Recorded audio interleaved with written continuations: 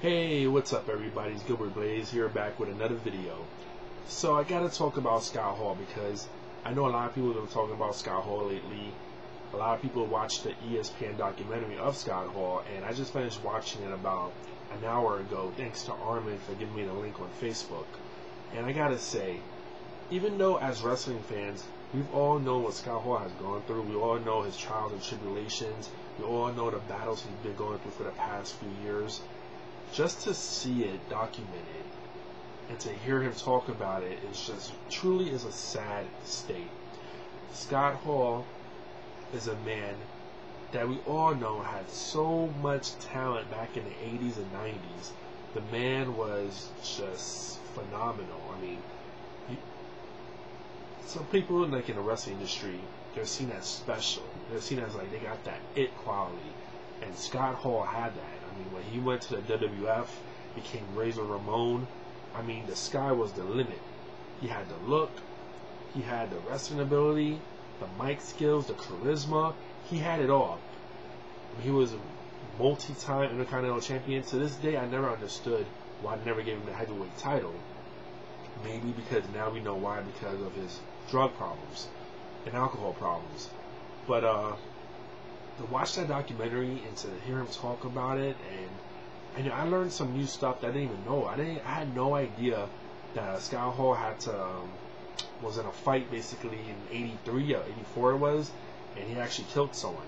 And that to me was wow. I mean, he actually shot a guy in the head, and then he actually got signed right afterwards to start his wrestling career. So there's like many things in that documentary I didn't know about. I never seen his kids before, his ex-wife. They were talking to them, and just to hear the battles that they had to go through throughout their lives dealing with their father, I just can't imagine what they had to go through. And to see Scott Hall the way he is, I mean, it's sad to see one of your heroes, to see one of your childhood idols falling so low in life. That to me right there should be a wake-up call to any young wrestler out there, or any wrestlers in general, and just any like sports athletes in general, to see what happens when you've reached the top of the top and to hit rock bottom. And Scott Hall is in that rock bottom. I mean, he's been in rehab 10 times. Stephanie McMahon revealed that they spent over 6 figures in his rehab, the most they spent on any other ex-wrestler or wrestler in general. And it's just sad. It's sad that Scott Hall is down that path of self-destruction. You know, you got guys like him and Jake the Snake Roberts who've taken so much drugs and pills and done all this shit over the years, but yet they're not dead. But then other guys, we hear about them dying. So I don't know what's going on. I don't know how Scott Hall is still living. The man is just like, he's just moments away from ODing or having his heart stop, unfortunately. And I hate to say that, but it's true. Scott Hall can only help Scott Hall. We've all said that before. You know, an addict is an addict.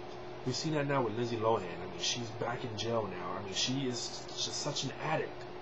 And to be in the mind of an addict is like they're in that constant need of not being in their reality, to have that drug to take them away from their pain.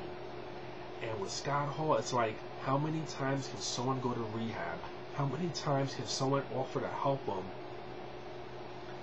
I mean, it's just ridiculous. And then unfortunately, I read in TMZ that after that documentary, he got back on drugs again, and he stopped talking to his son.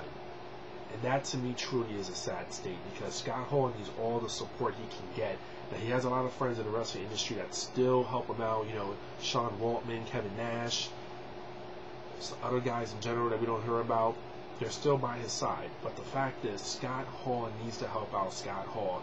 And I don't like to think negative, but in his situation, it just seems like nothing is going to get through to him. He's going to always be that person, that guy that says he's going to do this, he's going to do that, but you can never hold him to his word. And watching that documentary was a real eye-opener, because even though I knew of all his problems, to watch that is just really is sad. And hearing people's thoughts about that documentary is interesting as well. There's a lot of like mixed reactions.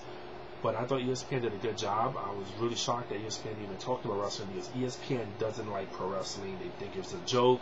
They never take pro wrestling serious. So for them to feature something like that, kudos to ESPN. But, once again, Scott Hall, the state that he's in right now, it just leaves me goosebumps, because, man, I want to see him do so well. But people like him and Jake the Snake Roberts and even Jeff Hardy, these guys say they're going to quit, they quit, and then they end up going right back to the same shit.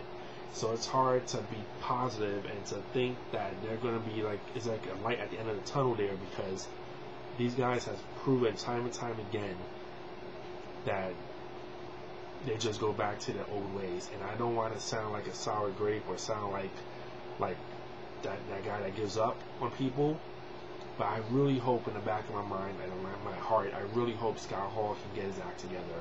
I don't want to see him die. I really don't want to see him die. But the way he's heading,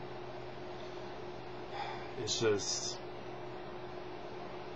hate to see him be one of those wrestling statistics. So if you haven't seen the documentary yet, I encourage everyone to do so. I'm going to try to post a link in the description box. I just wanted to give my quick thoughts on Scott Hall. Let me know what you all think about the documentary as well. I'll talk to you all later. Peace.